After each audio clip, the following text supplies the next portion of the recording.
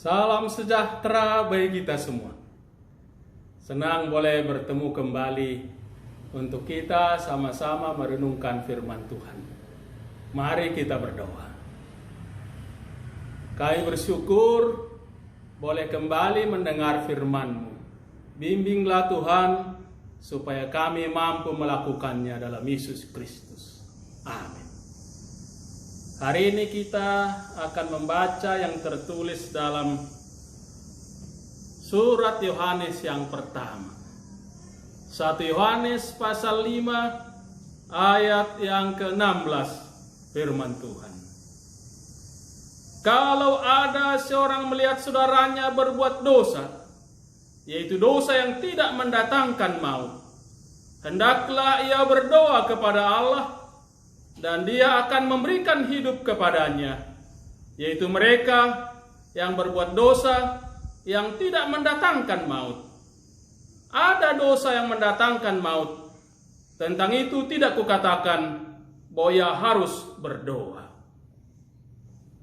Yang berbahagialah mereka yang mendengar firman Tuhan dan melakukannya.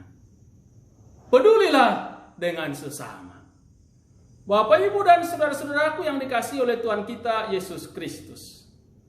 Mungkin karena pergumulan atau beban yang berat dalam hidup ini, kita ingin masuk surga dan beroleh hidup yang kekal. Paling tidak sebagai balas dari penderitaan yang kita tanggung. Walaupun kalau ditanya mau masuk surga sekarang, tidak ada yang mau langsung menjawab, dan tak ada yang mau langsung masuk atau pergi ke surga saat ini. Masih ingin lebih lama lagi hidup di dunia ini. Dan dalam setiap ulang tahun selalu mau bernyanyi agar panjang umurnya, walaupun ditambahkan agar sehat badannya dan kuat imannya. Saudara-saudara, Rasul Yohanes mau mengingatkan kepada warga jemaat yang ada pada waktu itu, dan demikian juga pada kita sekarang ini, agar yakin bahwa memang mereka akan beroleh hidup yang kekal itu bila percaya kepada Tuhan. Seperti yang dapat kita baca dari 1 Yohanes pasal 5 ayat yang ke-13 sebelum bacaan kita saat ini, bahwa kamu yang percaya kepada nama anak Allah, maksudnya Yesus Kristus, memiliki hidup yang kekal. Jadi dasarnya adalah percaya kepada Tuhan Yesus Kristus. Bila percaya, tak perlu ragu, pasti beroleh hidup yang kekal itu. Hal itu disampaikan untuk menangkal ajaran palsu, ajaran yang menyimpang, yang mengatakan bahwa tidak mungkin Allah menjadi manusia dalam diri Yesus Kristus. Jadi meragukan keallahan Yesus. Bagi mereka yang mengajarkan ajaran palsu ini, yang penting percaya kepada Allah saja. Padahal yang benar adalah Allah telah menjadi manusia dalam diri Yesus Kristus.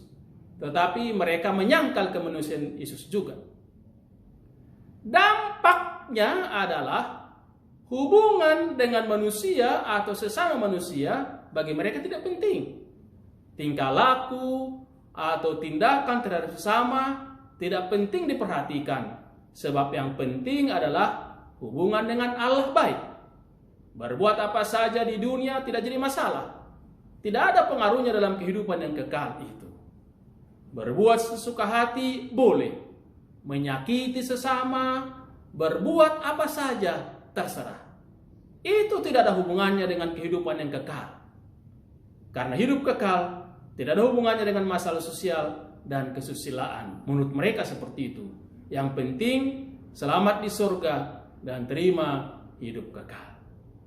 Saudara-saudara, ini mirip dengan pandangan teroris yang membiarkan dirinya binasa dalam bom bunuh diri sebab yakin saat itu langsung masuk surganya. Tidak ada hubungannya dengan sesama manusia.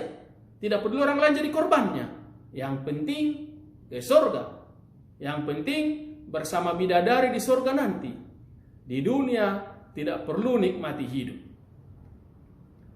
Dalam pemahaman yang seperti itu, sekali lagi memang tidak peduli sesama. Jangankan berdoa untuk keselamatan, kebahagiaan dan sukacita orang lain di dunia. Bahkan hidupnya sendiri tidak ada artinya. Tak ada arti hidup di dunia ini. Itu menurut mereka.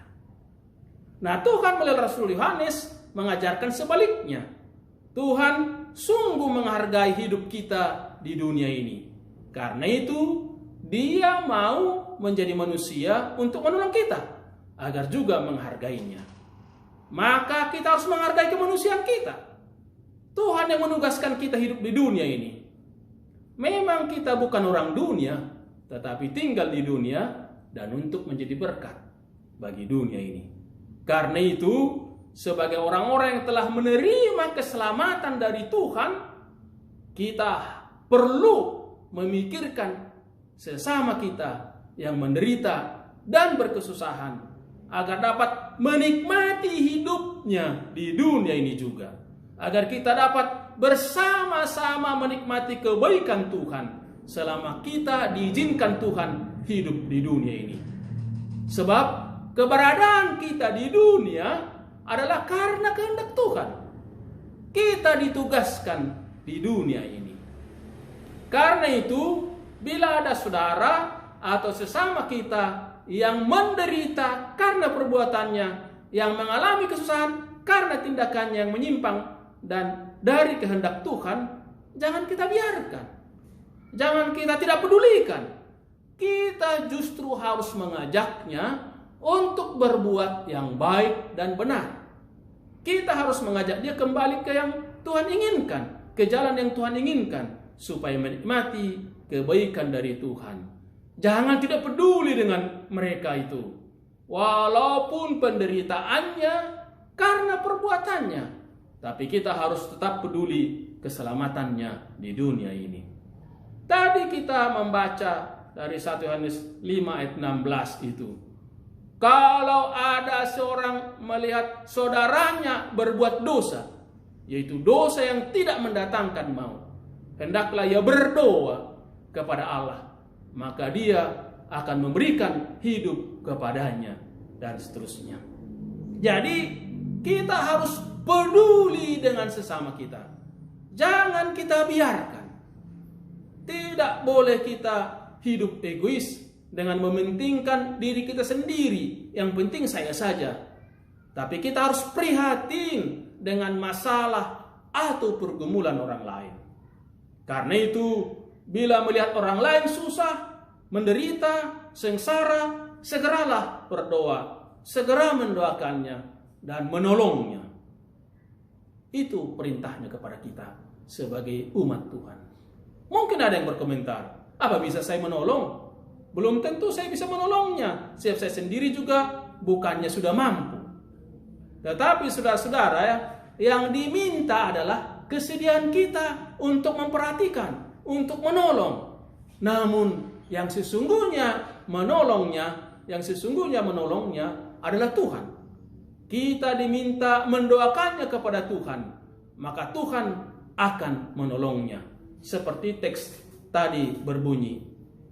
Dan Dia akan memberi hidup kepadanya. Jadi Tuhan yang akan memberi pertolongannya, bukan kita. Namun kita diminta untuk memperhatikan sama kita sebagai rekan sekerja Tuhan. Kita diminta untuk membantunya. Kita diminta menjadi rekan sekerja Tuhan untuk menolong sesama yang berkesusahan itu. Memang bukan karena doa kita sehingga orang itu tertolong. Sehebat dan sekuat apapun doa kita, bila dia tidak berkenan, tidak ada artinya, tidak ada hasilnya sama sekali. Tetapi Tuhanlah yang menolongnya. Tuhan yang mengabulkan doa kita untuk kebaikan orang itu.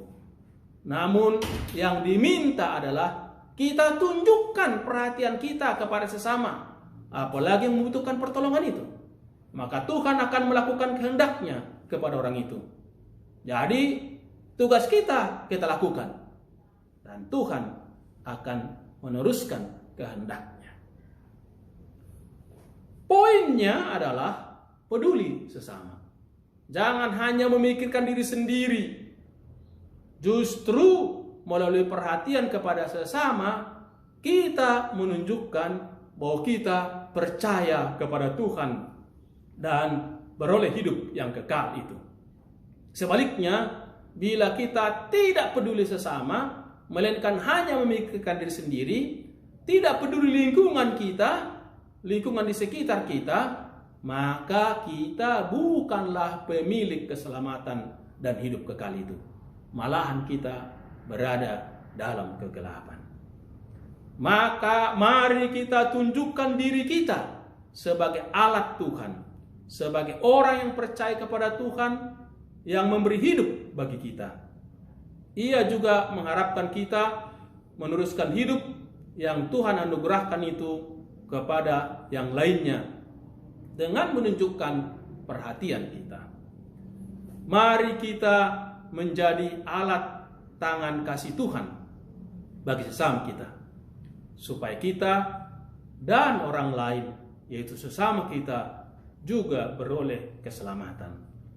Keselamatan yang dimaksudkan bukanlah hanya yang akan datang di surga sana nanti, melainkan juga dalam kehidupan kita di dunia ini, di mana kita berada.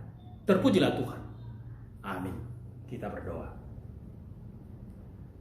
Terima kasih Tuhan, bimbing kami mengerti firman-Mu, bahwa kami adalah orang Tuhan sudah selamatkan, beroleh hidup yang kekal.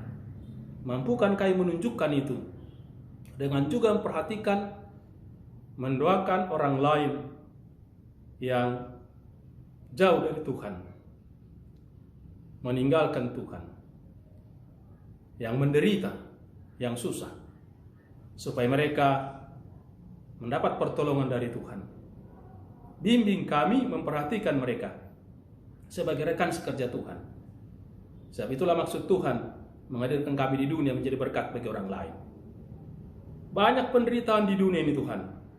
Tuhan tolonglah dan pakailah kami untuk menolong mereka. Baik menderita karena bencana alam, Tuhan menolong.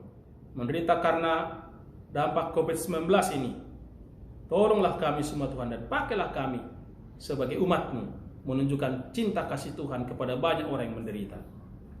Berkatilah gereja dan pakailah gereja-Mu. Berkatilah dan pakailah pemerintah kami, para pemimpin kami. Dan setiap orang yang berkemuan baik boleh bekerjasama untuk mewujudkan kebaikan Tuhan di tengah dunia ini.